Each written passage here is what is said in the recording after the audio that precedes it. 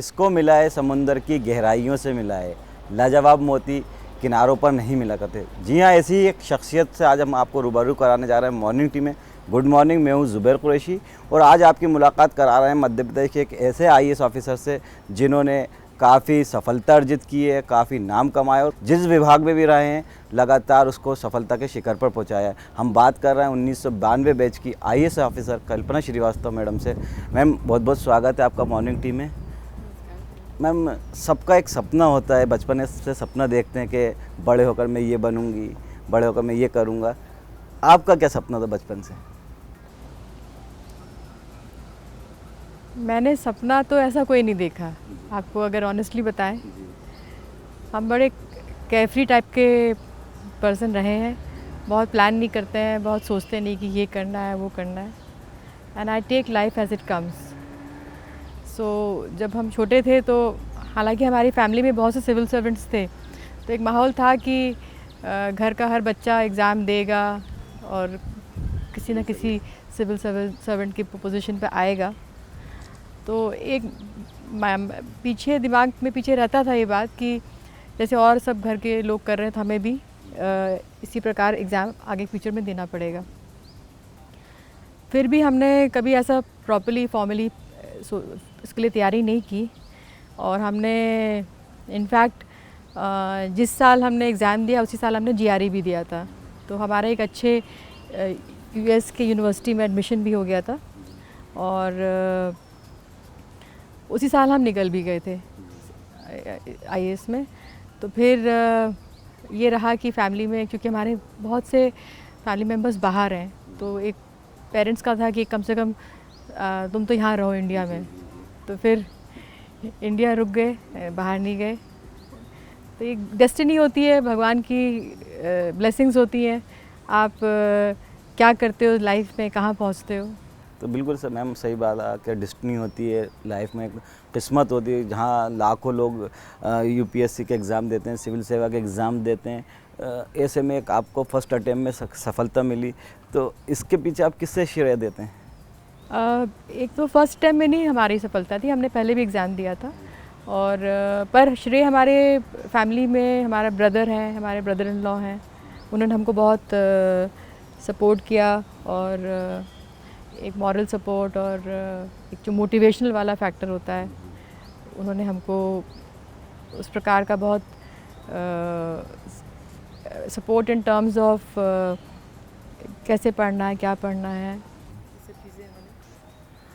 चुनौतियाँ तो फिर शुरू होती हैं जब आप सफल हो जाते हैं सिविल सर्विसेज एग्ज़ाम्स में।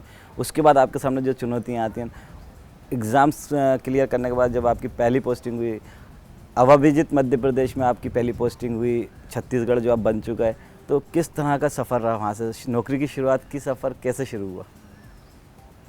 हम जब पहले पोस्टिंग में आए, सबसे पहले तो हम लोग की ट्रेनिंग मसूरी में होती है। वो एक बिल्कुल डिफरेंट वर्ल्ड होती है और एकेडमिक भी होती है और एक अलग से ही उसका एनवायरनमेंट होता है।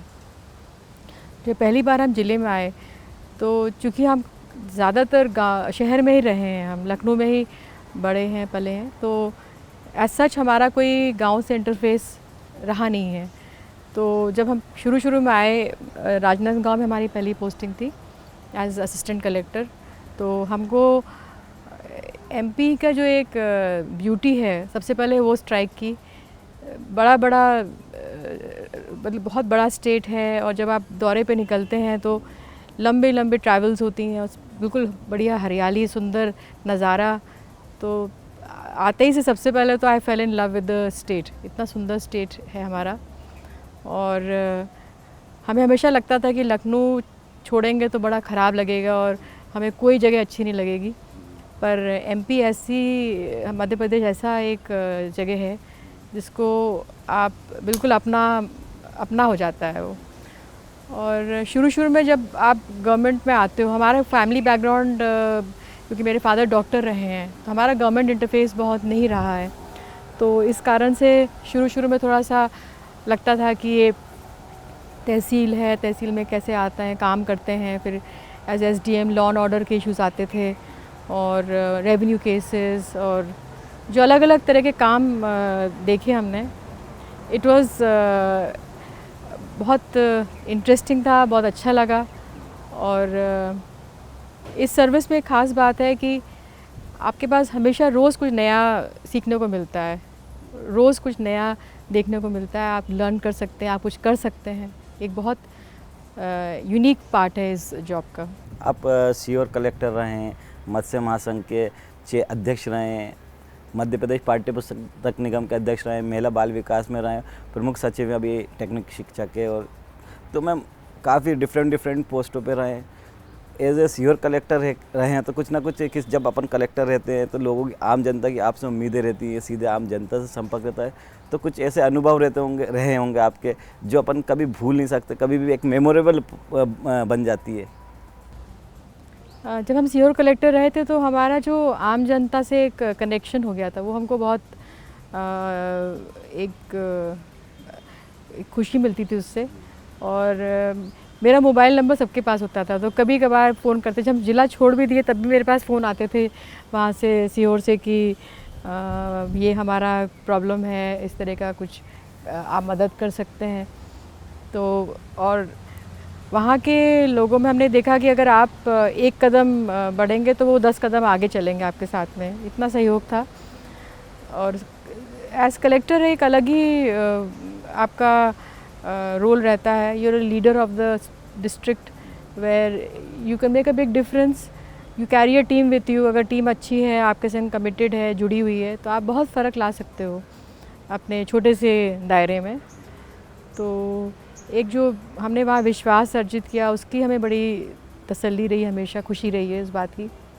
अपन ने जिस उम्मीद से जिस सिविल सर्विसेज में आए, एक समाज सेवा का एक ज़रिया भी होता है, एक कलेक्टर जो होते हैं या एसपी होते हैं या सिविल सर्विसेज के जो भी होते हैं, तो कुछ ऐसे अनुभव होते हैं जिनको अपन कभी भुला ही नहीं सकते। कुछ आपके साथ भी ऐसे अनुभव रहे होंगे एज ए सीओर कलेक्टर जब आप रहे होंगी, कुछ लोग आज भी आपको याद होंगे कि कैसा कुछ ऐसे वाक़या हो गए, ऐसी कुछ घटना होगी जो आप कभी भूल नहीं पाते होंगे। एक ऐसे लोग अभी भी हमारे पास आते रहते हैं, जुड़े हैं बहुत से लोग सीहोर के। और ऐसे इंसिडेंट्स बहुत से हुए जिसमें यादगार बन गए। एक बार एक लॉ एंड ऑर्डर प्रॉब्लम हो गई थी, तो फिर जब हम लोग गए एसपी और हम गए बीच में, तो फिर लोगों को समझाइश से हम लोग ने उनको कहा, तो फिर वो मान गए। एक बार एक रास्ता है आष्टा से जाता है, तो उस पर कुछ एक्सीडेंट हो गया था, चक्का जाम हो गया। तो अब वो चक्का जाम हटा ही नहीं रहे, संडे की बात थी हमें याद है। तो फिर कोई वीआईपी भी निकल रहे थे वहाँ से, तो उन्होंने उनसे कहा कि भाई हमें निकलना है, तो हमें मीटिंग में जाना है। तो फिर वो माने ना। फिर उन्होंने कहा नहीं, आप कलेक्टर से कहो, कलेक्टर अगर कह देंगे कि यहाँ पर वो बना देंगे स्पीड ब्रेकर तो हम मान जाएंगे। तो फिर हमारे पास फ़ोन आया कि आप कह दो कि स्पीड ब्रेकर बन जाएगा। तो फिर हमने कमिटमेंट दिया कि हाँ स्पीड ब्रेकर बना देंगे। फिर वो मान भी गए। तो हमें लगा कि देखो, अगर लोगों से आप जुड़ते हो तो एक जो विश्वास वाली बात मैंने कही है, तो वो विश्वास आपका आज भी लोगों पे कायम है, लोग आज भी आपको आज भी याद करते हैं। मैम बहुत सारे डिपार्टमेंट में आप प्रमुख रहे, हेड ऑफ द डिपार्टमेंट रहे हैं, तो चाहे मत्स्य पालन विभाग की बात करें, चाहे पाठ्य पुस्तक निगम की बात करें या महिला बाल विकास, तो विकास की बात करें, अभी आप टेक्निकल एजुकेशन में, तो इन अलग अलग डिपार्टमेंट में सबसे अच्छा अनुभव आपको कहाँ लगा? सबसे अच्छा तो क्या कहें, सभी जगह हमें अच्छा लगा। हम इतना कुछ करने को रहता है, और आप जिस क्षेत्र में भी रहते हैं, छोटे से दायरे में, बड़े से दायरे में, आप वहाँ हमेशा गुंजाइश रहती है कुछ करने की, कुछ परिवर्तन लाने की, सुधार लाने की, कुछ स्ट्रेंथन करने की। तो अब जैसे कि हम मत्स्य महासंघ में थे, तो वहाँ पे जब हम ज्वाइन किए थे तो घाटे पे चल रहा था। तो ये चैलेंज था कि उसको प्रॉफिट में लाएं, और फिर रॉयल्टी नहीं पटा पा रहे थे हम लोग स्टेट गवर्नमेंट को। तो फिर उसकी रॉयल्टी पटाया हम लोग ने पहली बार बहुत सालों के अंदर। और वहाँ के मछुआरे आज भी हमको फ़ोन करते हैं। तो मछुआरे जो हैं वहाँ के, वो उनको कैसे उनकी लाइफ इम्प्रूव करें, उनके वेजेस कैसे बढ़ाएं। तो ये वहाँ एक डिफरेंट टाइप ऑफ चैलेंज था। महिला बाल विकास में चूँकि सीधे बच्चों से और महिलाओं से जुड़े हैं जो सबसे वल्नरेबल होते हैं, तो उनके लिए बहुत कुछ करने को हमें मौका मिला। एक बहुत बड़ी अपॉर्चुनिटी थी और उसका अलग ही एक जो एक सेटिस्फैक्शन रहा है, रिवॉर्डिंग एक्सपीरियंस रहा है। अब अगर पाठ्य पुस्तक निगम की बात करें तो वहाँ पर हम एमडी थे। वहाँ पे ये चैलेंज था कि किताबें टाइम से आ जाएं, अच्छी क्वालिटी की किताबें छप जाएं और कंटेंट उसका अच्छा रहे। तो इस तरह से जहाँ भी आप रहते हो वहाँ पर आपके पास कुछ ना कुछ तो होता है। डेफिनेट मैम, एक महिला बाल विकास की बात की आपने, उससे याद आया मेरे को कि एक चैलेंज था महिला बाल विकास में। आपके कई अभियान चले, लाडो अभियान चला और निर्भया अभियान चला। तो इसमें आप जब आए तो एक चैलेंज था कि गवर्नमेंट ने भी एक स्कीम शुरू करी थी, लाडली लक्ष्मी योजना है। तो एक उस टाइम आपको चैलेंज था। आज जब हम देखते हैं कि आज अगर बात करें आपकी जो महिला बाल विकास की योजना चल रही हैं, तेजस्विनी है या है, तो आज ये पूरे हिंदुस्तान के नक्शे पे आ गई हैं। इसमें जो आपका योगदान है उसको नकारा नहीं जा सकता। प्रधानमंत्री ने आपको अवार्ड दिया इस आपके डिपार्टमेंट को, जब आप महिला बाल विकास में, तो आपको तो किस तरह का एक फीलिंग्स आई थी जब आप इस महिला बाल विकास को और मध्य प्रदेश की महिलाओं से जुड़कर जब आप वर्क कर रहे थे? आपने कई नाबालिग बच्चों की शादी रोकने में अहम भूमिका निभाई है। तो एक ये जब आपने एक चैलेंज को स्वीकार किया तो किस तरह का चैलेंज था, किस तरह की मेहनत लगी इसमें? ये एक डिफ़िकल्ट चैलेंज था और सोशल चेंज लाना बड़ा कठिन होता है, क्योंकि आप किसी की प्राइवेट स्पेस में एंटर करते हैं, फैमिली में निजी मामलों में एंटर करते हैं, तो इसको चेंज लाना बहुत डिफ़िकल्ट होता है। और हम लोग ने जो चाइल्ड मैरिज रुकवाया या फिटिसाइड में जो गर्ल फिटिसाइड में कमी लाए हैं, लाडली लक्ष्मी योजना में आज हमारे पास 23 लाख लड़कियां हैं।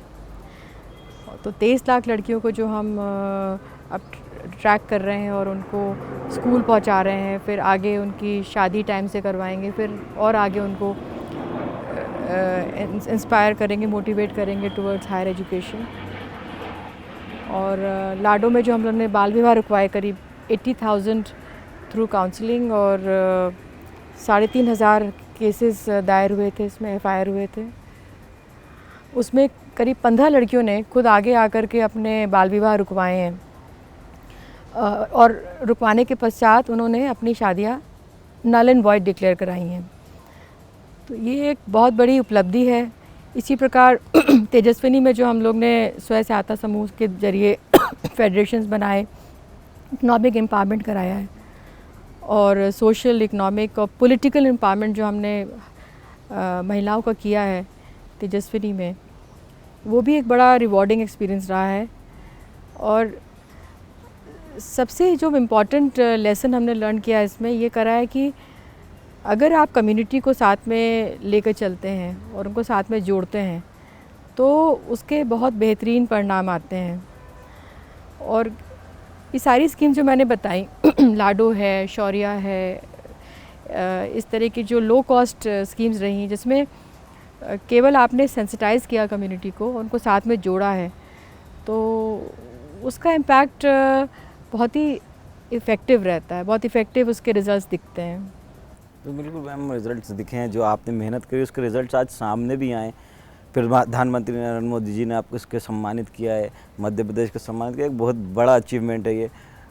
बांग्लादेश के लोगों को भी आपने टिप्स दिए हैं महिला बाल विकास के लोगों को, दूसरे प्रदेश के लोगों ने भी, विभागों ने भी यहाँ पर इंस्पायर्ड हुए हैं यहाँ से।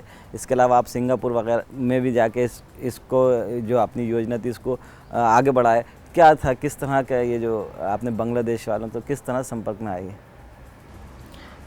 इसमें जब प्रधानमंत्री जी गए थे बांग्लादेश तो एक टाइप हुआ था कि वहाँ के लोग सिविल सर्वेंट्स इंडिया आकर के ट्रेनिंग लेंगे।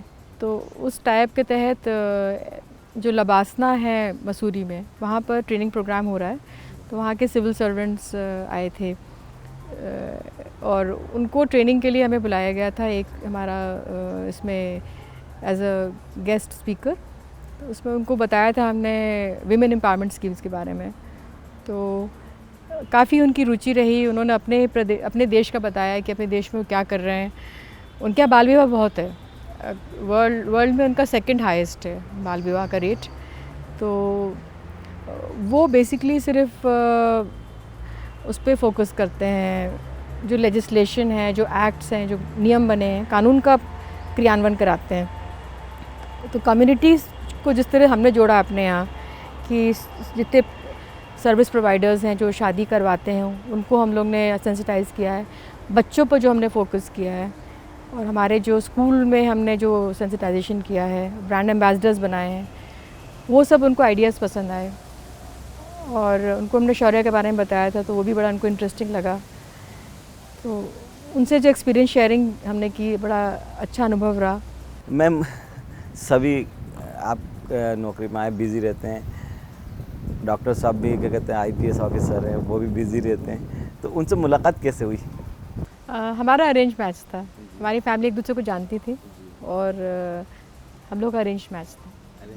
मतलब फैमिलीज़ में आपस में बात हुई और हमारी शादी तय हो गई। एक ही जगह के रहने वाले थे? यूपी के रहने वाले हैं। ओके, तो शादी, वो भी डॉक्टर साहब भी काफ़ी बिज़ी रहते हैं, मसरूफ़ रहते हैं।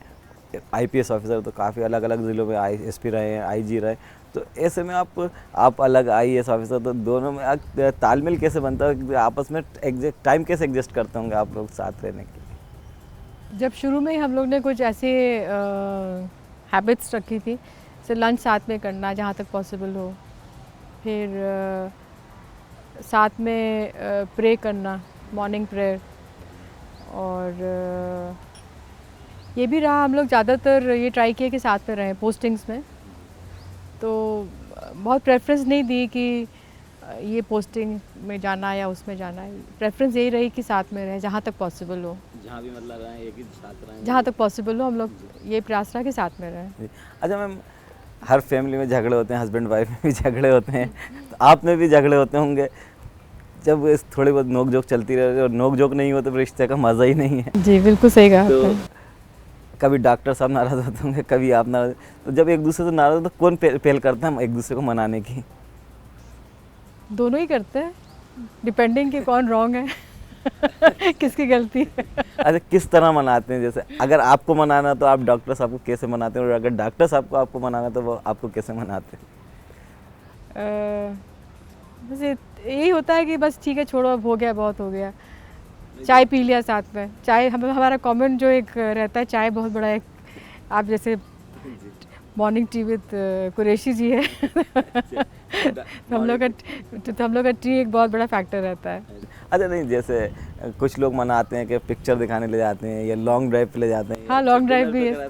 तो क्या आप लोग भी लॉन्ग ड्राइव पे जाते होंगे या डिनर करने जाते होंगे या मूवी देखने जाते हो? किस तरह, अगर जो थोड़ा बहुत मुश्किल से मिल पाता होगा टाइम, क्योंकि जिस तरह की आपकी जॉब है, दोनों की अलग अलग जॉब है, दोनों अलग अलग फील्ड से, एक आईपीएस है, एक आईएएस है, और इतनी बड़ी बड़ी जिम्मेदारियां आप निभा रहे हैं, मतलब अहम पदों पे, अहम पोस्टों पे की जिम्मेदारी निभा रहे हैं, तो मुश्किल से टाइम मिलता होगा। लेकिन जब भी मिलता होगा तो किस तरह से आप साथ टाइम एक्सपेंड करते हैं? कभी मूवी जाए, किस तरह से? मूवी भी देखते हैं, बाहर कभी घूमने चले जाते हैं। हमारी 2 गर्ल्स हैं तो उनके संग भी हम लोग को फैमिली टाइम जो हम लोग का रहता है साथ में, एक स्पेशल टाइम रहता है। और तो आपस में तय कर लेते हैं कि आज क्या करना है, बाहर खाना खाने जाना है, या बहुत नहीं कर पाते हैं क्योंकि सबके अलग अलग शेड्यूल्स हैं, पर जितना हो सकता है हम लोग फैमिली टाइम साथ में बिताते हैं। अच्छा मैम, आपने जैसे बताया आपकी 2 बेटी हैं, मुझे याद है कि अभी बेटियों ने आपके पेंटिंग में बहुत रुचि है, एक बेटी की, एक की हॉर्स राइडिंग में बहुत रुचि है। हमारी छोटी बेटी जो है वो फेंसिंग करती है, तो फेंसिंग में उसने नेशनल चैम्पियनशिप जीती हैं और उसने अच्छा नाम उसमें हासिल किया है। और बड़ी वाली लॉ कर रही है, 3rd ईयर लॉ में आ गई है। शूटिंग करती थी पर अब पढ़ाई के कारण छूट गया उसका।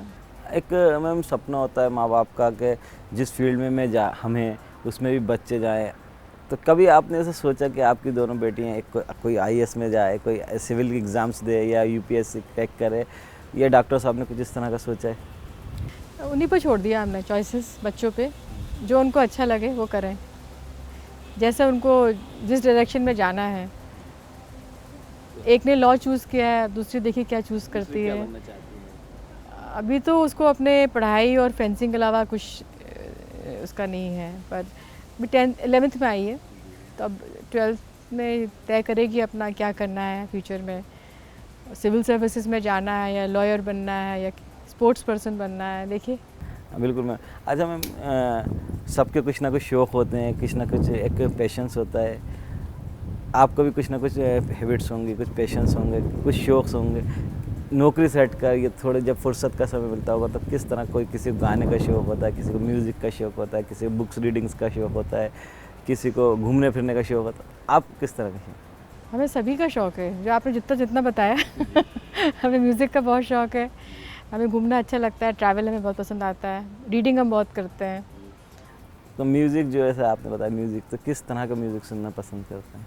म्यूज़िक में अभी जैसे हमारा फेवरेट सिंगर अरिजीत सिंह है, उसके गाने हमें बहुत अच्छे लगते हैं, उसकी आवाज़ बहुत अच्छी है।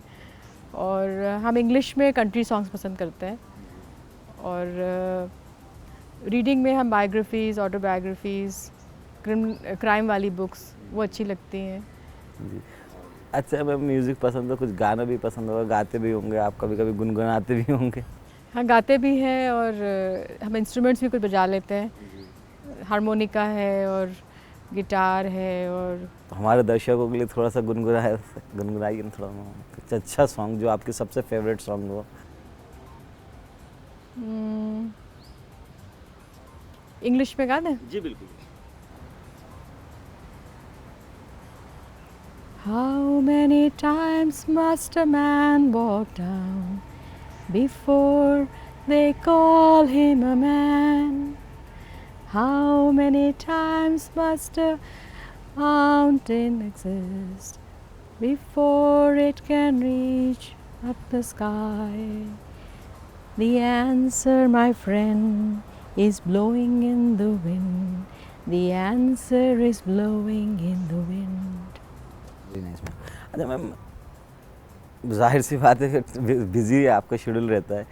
डॉक्टर साहब के साथ आखिरी मूवी या आखिरी लास्ट डिनर आपने कब करने गए थे, कहाँ गए थे?